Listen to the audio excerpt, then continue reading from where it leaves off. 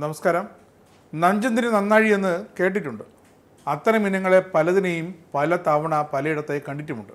പക്ഷേ ഇതുപോലൊരെണ്ണം, അതും കോൺഗ്രസിൽ, യൂത്ത് കോൺഗ്രസിൽ.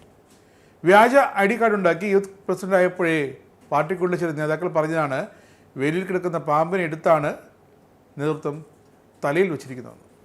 അതുപോലെ തന്നെ കാര്യങ്ങൾ പോയി രാഹുൽ മാങ്കൂട്ടം കാര്യങ്ങളെല്ലാം കൊണ്ടുപോവുകയും ചെയ്തു കൃത്യമായി തന്നെ. ഇതുപോലൊരു ഭാഗ്യം ചെറുപ്പക്കാരനായ ഏത് രാഷ്ട്രീയ നേതാവിനാണ് ലഭിക്കുക?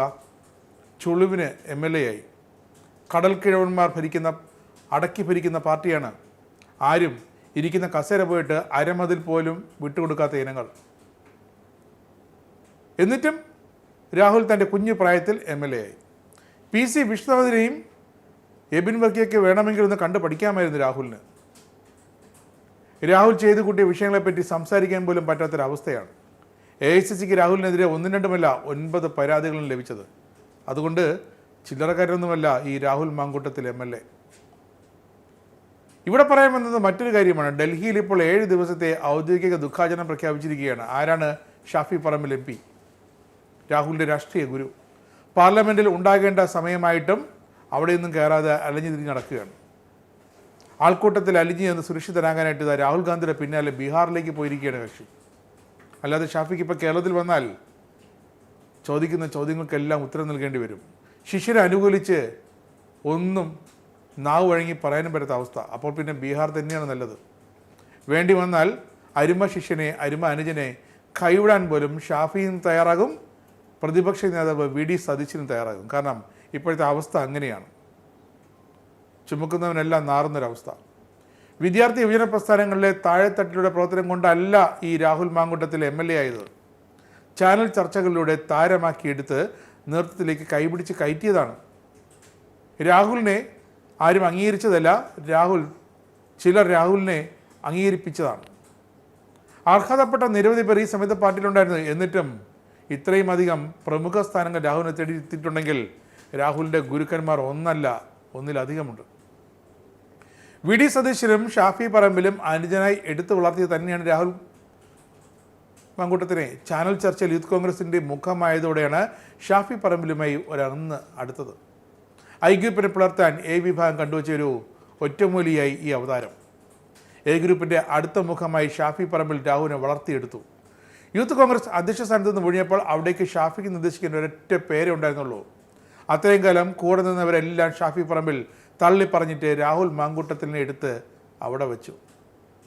ഏറെ നാൾക്ക് ശേഷം നടന്ന സംഘടനാ തിരഞ്ഞെടുപ്പിൽ രാഹുൽ മാങ്കൂട്ടത്തിൽ വിജയിച്ചെങ്കിലും പിന്നെ ആരോപണങ്ങൾ പിന്നാലെ കൂടി.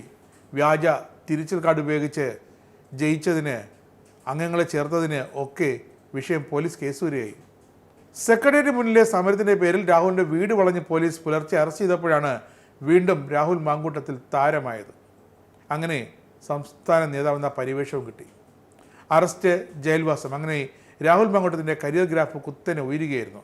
പ്രതിപക്ഷ നേതാവ് VD സതീശനും ഒപ്പം ഒക്കച്ചക്ക ബന്ധം പോലെ ചേർത്ത് നിർത്തിയതോടെ രാഹുൽ ആയി സതീശൻ കഴിഞ്ഞുള്ള അവസാന വാക്ക്. അത് PV അൻവറിൻ്റെ വീട്ടിൽ വരെ കണ്ടതാണ് നമ്മൾ. വടകരയിൽ മത്സരിക്കുമെന്ന കോൺഗ്രസ് നിർദ്ദേശം വന്നപ്പോൾ പാലക്കാട്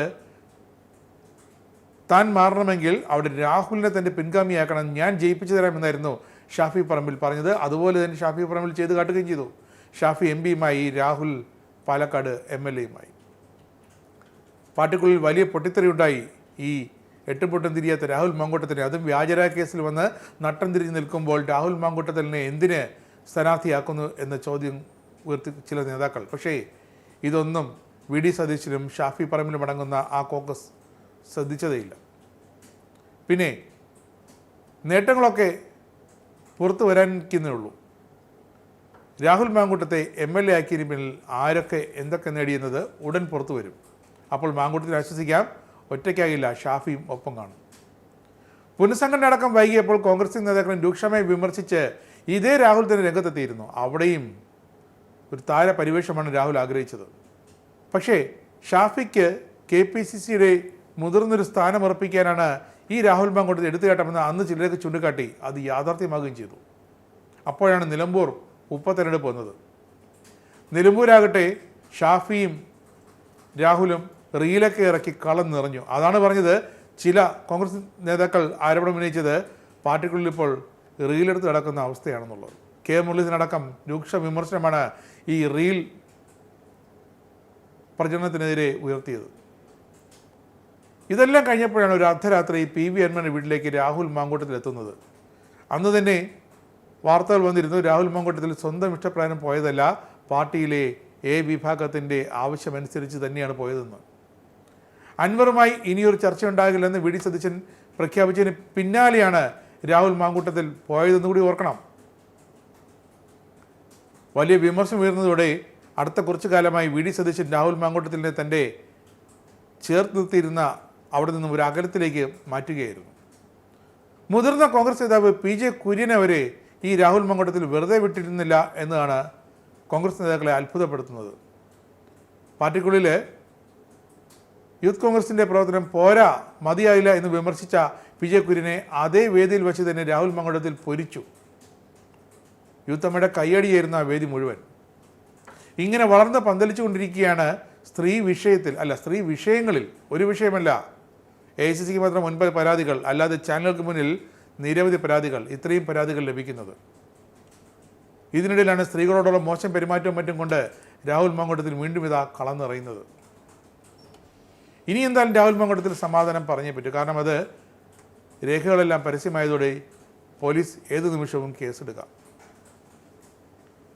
പെണ്ണുപിടിയൻ പ്രസിഡന്റ് യൂത്ത് കോൺഗ്രസിന് വേണ്ട എന്ന് നേതാക്കൾ യൂത്തന്മാർ ആവശ്യമുന്നയിച്ചപ്പോൾ രാഹുൽ ആ സ്ഥാനം രാജിവെച്ചു. ഇനി MLA സ്ഥാനം അത് തൽക്കാലം ഒഴിയില്ല, കാരണം 1 വർഷം കൂടി കാലാവധി ഉണ്ടല്ലോ എന്നാണ് രാഹുലിൻ്റെ നിലപാട്. ഇങ്ങനെയാണെങ്കിൽ വരുന്ന തിരഞ്ഞെടുപ്പിൽ LDFന് അങ്ങോട്ട് ജയിക്കാനുള്ളൊരു ഏണി വെച്ച് കൊടുക്കുകയാകും ഈ കോൺഗ്രസ്സുകാർ ചെയ്യുന്നത്.